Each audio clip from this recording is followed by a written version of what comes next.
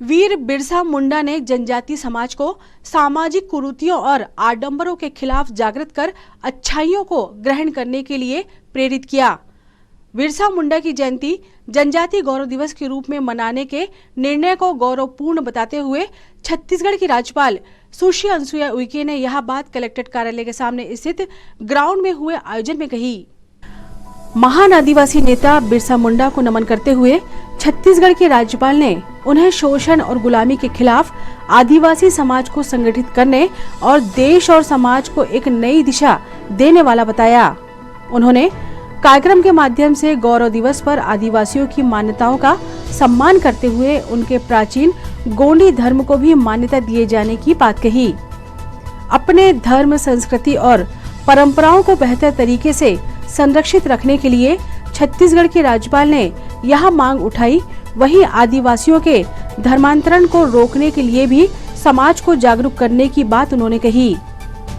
गौरव दिवस बिरसा मुंडा जयंती पर आयोजित हुए कार्यक्रम में पूर्व मंत्री नानाभाऊ मोहड़, पूर्व विधायक पंडित रमेश दुबे, दौलत सिंह ठाकुर, भाजपा जिला अध्यक्ष विवेक बंटी साहू, सत्येन ठाकुर, मोरेश्वर मस्कोले सहित कमलेश उइके, कामनी शाह, लाल सिंह और आशीष ठाकुर उपस्थित रहे। साथ ही बड़ी संख्या में कार्यकर्ताओं ने अपनी उपस्थिति दर्ज की। आदिवासी परंपरा के अनुरूप सिर पर ये छीन का मुकुट विशेष रूप से निर्मित किया गया है, जिसे पहनाया जा रहा है। जोरदार तालियों से आप अभिवादन करें। सभी का आतिथ्य, सभी का अभिवादन स्वीकार करते हुए महामहिम महोदय जोरदार तालियां बजाकर आप स्वागत करें।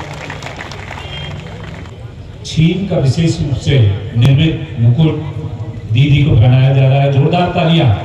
नितिन मरकान जी सभी का स्वागत करेंगे।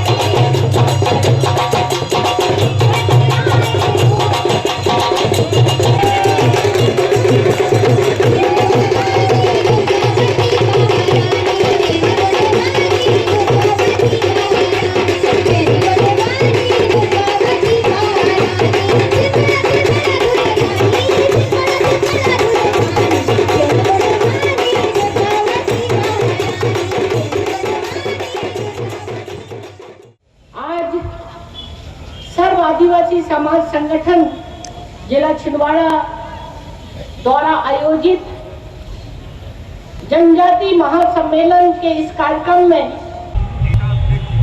सर्व आदिवासी समाज संगठन जिला छिंदवाड़ा द्वारा जनजाति गौरव दिवस के इस अवसर पर आयोजित आदिवासी महासम्मेलन में शामिल होना मेरे लिए सुखद है। आदिवासी समाज के महान व्यक्तियों, सांस्कृतिक सामाजिक विकास और जागरूकता के लिए इस तरह का कार्यक्रम आवश्यक है। मेरी बहुत दिनों से इच्छा थी कि मैं अपने जनजाति वर्ग के भाइयों से मैं मुलाकात करूं, मिलूं, लेकिन जब से मैंने वहाँ पर पद ग्रहण कर लिया था और मेरी बहुत शुरू से ही इच्छा थी कि मैं छत्तीसगढ़ की जब राज्यपाल के रूप में वहाँ शपथ लिया था, तब मैंने कहा कि मेरा जो छिंदवाड़ा है ये मेरी कर्म भूमि रही है, जहाँ आपका स्नेह और आशीर्वाद से आज अगर मैं इस मुकाम पर पहुंची हूँ तो शायद मैं इसको कभी नहीं भूल पाऊंगी, क्योंकि ये सब कुछ आपका स्नेह और आशीर्वाद की ही कृपा है। आने वाले समय में मैंने ये सोचा है कि छिंदवाड़ा जिले के हर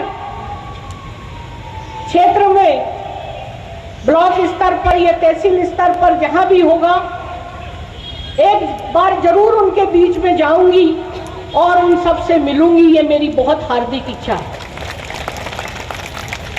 दूसरी बात, एक बात आप सोच रहे होंगे कि ये पहली बार एक ऐसा कार्यक्रम हमारा जनजाति सम्मेलन का हो रहा है जहां पर हमारे अन्य समाज के लोगों ने भी इसमें बहुत बड़ा योगदान दिया है। और इसके लिए मैंने ये सोचा था और मैंने कहा कि ये बिरसा मुंडा जी जो है एक जनजाति समाज के गौरव तो हैं, लेकिन पूरे भारतवर्ष के भी वो गौरव है। था कि केवल हमारे जनजाति समाज के ही जनप्रतिनिधि बैठते थे, लेकिन आज ये बहुत अच्छी पहल की गई है और इसके लिए मैं भाई वीरपाल जी और विशेष तौर पर विवेक बंटी साहू जी, सत्येंद्र ठाकुर जी और पूरे हमारे आदिवासी मस्कोले जी, कमलेश शाह जी और जितने भी हमारे आदिवासी समाज के जितने पदाधिकारी हैं, मैं उन सबको बहुत बहुत बधाई और शुभकामना देती हूँ कि पहली बार इस तरह का अन्य समाज के, हमारे अन्य सामाजिक संगठन के लोगों का सहयोग लेते हुए और उन सबकी भी उपस्थिति यहाँ पर विराजमान है और ऐसा होना चाहिए। जब हम कोई कार्यक्रम होता है हमारे अपने परिवार में, तो हम, आपने देखा होगा कि हम अन्य समाज को भी बुलाते हैं, उनको आमंत्रित करते हैं। और इसीलिए क्योंकि हम एक दूसरे के साथ मिलकर अगर रहेंगे, भाईचारे की भावना रहेगी, तो निश्चित रूप से हमारा जो जनजाति समाज आज भी अन्य समाज की तुलना में पीछे है, तो हम भी उन्हें संस्कार, विचारों और एक दूसरे से सहयोग लेकर अगर हम कुछ समाज के लिए कार्य करेंगे तो इससे उनका भी योगदान हमारे समाज को बहुत मिलेगा। और इसी तरह से आप लोग मिलजुल कर आप रहें तो निश्चित रूप से समाज का विकास होगा। आज के इस कार्यक्रम में विशेष तौर पर हमारे जनजाति समाज के गौरव बिरसा मुंडा जी, जिनको बारे में हमारे भाई नथन शाह जी ने भी, भाई बंटी साहू जी ने भी बड़े विस्तार से उनके बारे में बताया कि किस तरीके से उन्होंने देश की आजादी के लिए, कि उस जमाने में जब अंग्रेजों का शासन था तो हमारे आदिवासी जनजाति समाज के हजारों लोगों की अंग्रेजों के द्वारा हत्या कर दी गई थी। उनके साथ घोर अत्याचार किया जा रहा था, उनका शोषण किया जा रहा था। और उस समय भगवान बिरसा मुंडा का जन्म हुआ। मात्र 25 साल की उम्र में उन्होंने जो क्रांति लाई है और पूरे समाज को एक दशा और दिशा बदल दी थी उन्होंने। और साथ ही उन्होंने जल जंगल की जमीन की लड़ाई लड़कर उनके ऊपर लगने वाला लगान से लेकर हर क्षेत्र में उन्होंने लड़ाई लड़ी। और जिसके वजह से आज अगर देश जो गौरवशाली और गौरव दिवस के रूप में अगर मना रहा है उनके जन्मदिन पर, तो ऐसे नहीं मना रहा है। आजादी के 75 साल होने के बाद हमारा आदिवासी समाज के वो ऐसे क्रांतिकारी नेता हुए हैं, स्वतंत्रता सेनानी, जिनको बहुत सारे लोगों को जानते ही नहीं थे। केवल रानी दुर्गावती जी, शंकर साहब, बिरसा मुंडा, हमारे छत्तीसगढ़ में वीर नारायण साहब, गुंडूधर, टंड्या भीम, हमारे छिंदवाड़ा के गौरव, बादल भोई जैसे लोग जिन्होंने आजादी के लिए अपना जीवन निछावर करके और आदिवासी समाज को आगे बढ़ाने में इनकी बहुत महत्वपूर्ण भूमिका रही है। और इसके लिए इस देश के माननीय प्रधानमंत्री नरेंद्र मोदी जी को मैं पूरे जिला, प्रदेश और देश के जनजाति समाज की ओर से उन्हें कोटि कोटि धन्यवाद देती हूँ, उनके प्रति आभार व्यक्त करती हूँ कि उन्होंने 15 नवंबर जनजाति गौरव दिवस के रूप में घोषणा की कि पूरे देश में आजादी के महोत्सव के समय में, अमृत महोत्सव में, ऐसे लोगों को अब सामने आना चाहिए जो नई युवा पीढ़ी उससे सीखे, समाज के ऐसे लोग, और उनका पूरा सम्मान किया जाना चाहिए, उनके नाम से स्मारक बनाना चाहिए और उनके बारे में जन जन तक उनके किए गए कार्यों का पूरे लोगों में जन जागृति भी लानी चाहिए। ये तमाम चीजें इस देश के माननीय प्रधानमंत्री जी ने कल्पना की, सोचा, और वो सारी चीजें आज उसके परिप्रेक्ष्य में आज का दिन पूरे देश भर में ये उनका जनजाति गौरव दिवस मनाया जा रहा है।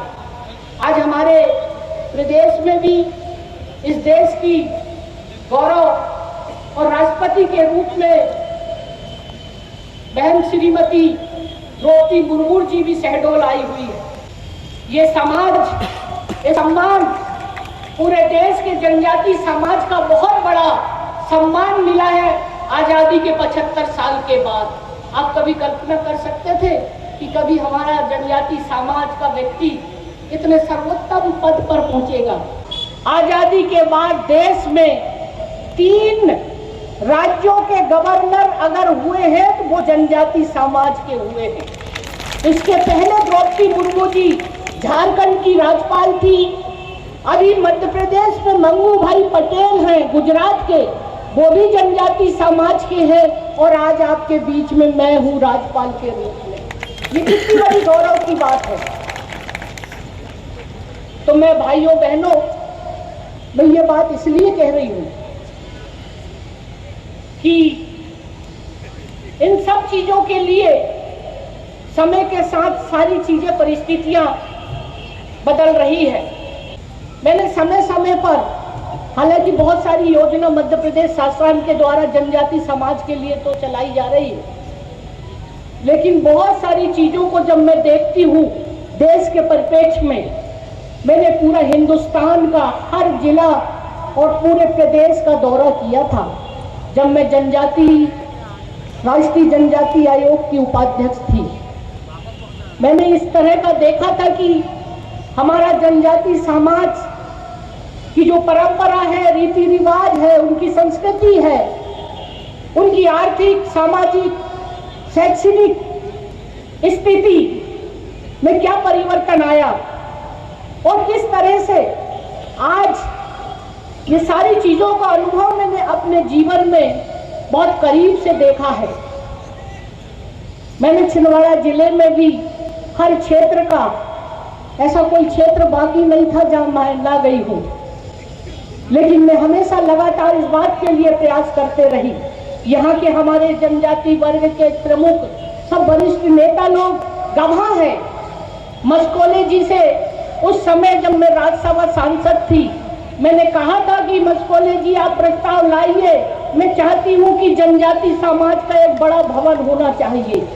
और उस समय मैंने खुद प्रस्ताव बनवा के बुलाया था, और आज मुझे आप लोगों को बताने का बहुत बड़ा गर्व हो रहा है कि ये कल्पना भी नहीं कर सकते थे कि सोशल में इतना बड़ा जनजाति आदिवासी समाज 25 लाख का भवन बन के तैयार हुआ।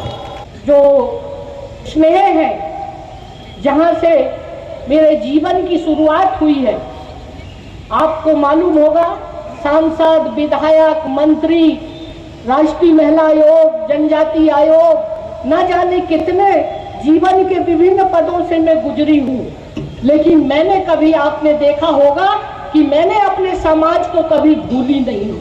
उनके लिए लगातार आवाज उठाते रही हूँ। मैं जब दिल्ली जाती हूँ तो मैं प्रधानमंत्री जी, राष्ट्रपति जी, उपराष्ट्रपति जी, गृह मंत्री जी से चर्चा करती हूँ और उन्हें सारी जानकारियां भी देती हूँ।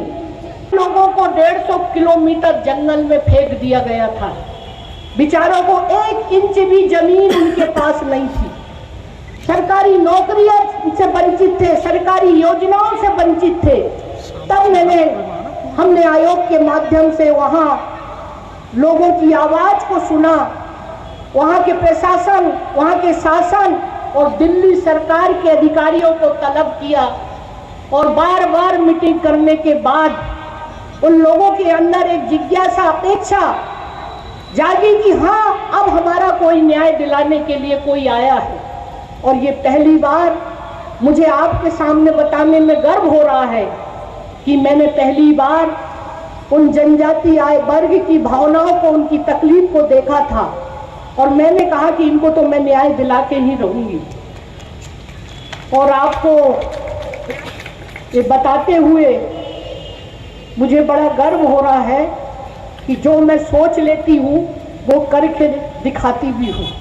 और 3000 पट्टा मैंने अपने हाथों से, 1954 से वो लोग भटक रहे थे, 1 इंच जमीन भी नहीं थी, उनको मैंने दिलाने का प्रयास किया। न जाने कितने लोग जो उनके लिए अनुसूचित जाति, जनजाति राष्ट्र आयोग बना है, आज भी हमारे, मैं यहाँ बैठे हुए भाई बहनों से कहना चाहती हूँ, आपका संविधान में इतने अधिकार दिए हैं, कानून का इतना प्रावधान है, लेकिन इसके बावजूद भी आप क्यों नहीं, इन सारी चीजों के बावजूद भी बहुत सारे अधिकार आप उससे वंचित हो जाते हैं। इसके लिए बहुत जरूरी है कि आप अपने अधिकारों के बारे में जागरूक होइए, जानिए। आज आप देखते हैं गीतों में भी, फिल्मों में भी आदिवासी समाज की संस्कृति का वो जो गीत संगीत इतना मनमोहक, आपने अभी नृत्य देखा, संगीत देखा, इतना अच्छा उनका अपना नृत्य होता है। एक बहुत सी चीजें ऐसी है कि आज देखने में आया है कि वो हमारी संस्कृति को देश विदेश में कैसे, आज बाजूबंद हो, करमोना हो, गले में वो सारी चीजें जो पहनी जाती है, आज विदेश में हमारी बहनें और बहुत सारे लोग जो है उसकी नकल करते हैं। और आपने देखा होगा ये गुदना, ये आदिवासी वर्ग की समाज की एक संस्कृति रही है, आज पूरे देश विदेश में उसको टैटू के रूप में किया जा रहा है, उसको गुदाया जा रहा है टैटू के लिए। तो ये सारी चीजें हैं। हमारा जो जनजाति समाज है वो बहुत सहज, सरल और स्वाभिमानी होता है और यही उसकी पहचान भी है। और इसलिए मैं उनसे यही कहूंगी कि ये सहजता, ये सरलता आप बरकरार रखिए, लेकिन आज की तारीख में उसके साथ साथ जागरूक होना भी बहुत जरूरी है। समाज की इतनी बड़ी आबादी है तो यहाँ भी गोंडी समाज और इन समाजों की अलग अलग मान्यता मिलनी चाहिए, इसकी आवाज उठाना चाहिए। आप आपस में न इस चीज को नहीं वो करिए। कुछ लोग इस तरह का भ्रम फैला के, अरे भाई हमारे यहाँ पर कुछ लोग गणेश जी नहीं बिठा लो, देवी जी मत बिठा लो। अरे कोई बोलता है तो भगवान शंकर तो सबके इष्ट देवता है, शंकर भोलेनाथ, प्रकृति पार्वती है। अब आप बात करते हैं कि भैया राम और रावण के बीच में, रावण भी बहुत बड़ा ब्राह्मण था, वो भी तो हिंदू था, तो हम आपस में इस तरह का क्यों भेदभाव कर रहे? सबके प्रति सम्मान रखो, सबके प्रति हम भाईचारे की भावना को रहकर, आपकी आस्था कृष्ण में है, किसी की राम में है, किसी की भोले शंकर में है। अरे जो जिसकी आस्था जिसमें है उसको स्वतंत्र है मानने के लिए। आप कौन होते हैं उसको रोकने के लिए? आपस में क्यों लड़ते हो? इसलिए मैं कहती हूँ, अगर लड़ना है तो जो जबरन हमारे जनजाति समाज को जो धर्म परिवर्तन करवा रहे हैं उनसे लड़ाई लड़ो। हमारी संस्कृति के साथ खिलवाड़ कर रहे हैं, नष्ट कर रहे हैं, उसको जिंदा करो, उसको बरकरार रखो और एक होकर, संगठित होकर। और ये चीजों की लड़ने की जरूरत नहीं है। आज ये समाज का सम्मेलन था, लोग इसको भी यही चीजें मैं देखती हूँ कि समाज में आपस में अगर एकता नहीं होगी, ये तेरा मेरा, उसने मुझे नहीं पूछा, उसने नहीं पूछा, अगर इसी झंझट में रहोगे तो जीवन में कभी आगे नहीं बढ़ोगे। जनजाति गौरव दिवस के उपलक्ष्य में और हमारे जनजाति समाज के गौरव स्वतंत्रता संग्राम सेनानी बिरसा मुंडा जी की आज जयंती पर मैं बहुत बहुत बधाई और शुभकामना देती हूँ जिले वासियों को, प्रदेश और देशवासियों को। और आज का दिन हम सब के लिए, जनजाति समाज के लिए भी और देशवासियों के लिए भी बहुत ही गौरव का दिन है कि ऐसे महान क्रांतिकारी बिरसा मुंडा जी जैसे व्यक्तित्व ने पूरे देश और विशेष तौर पर जनजाति समाज को जो है दशा और दिशा बदली है। आज इसके लिए मैं प्रधानमंत्री जी नरेंद्र मोदी जी को भी बहुत धन्यवाद, बधाई देती हूँ कि उन्होंने अमृत महोत्सव के उपलक्ष्य में पूरे देश के जनजाति समाज के गौरव के लिए और उनके जनजाति समाज के नेता के लिए इतना बड़ा आह्वान करके जनजाति गौरव दिवस मनाने का ये निर्णय लिया है। इससे निश्चित रूप से पूरे देश के जनजाति समाज को एक बहुत बड़ा गौरव मिला है। धन्यवाद।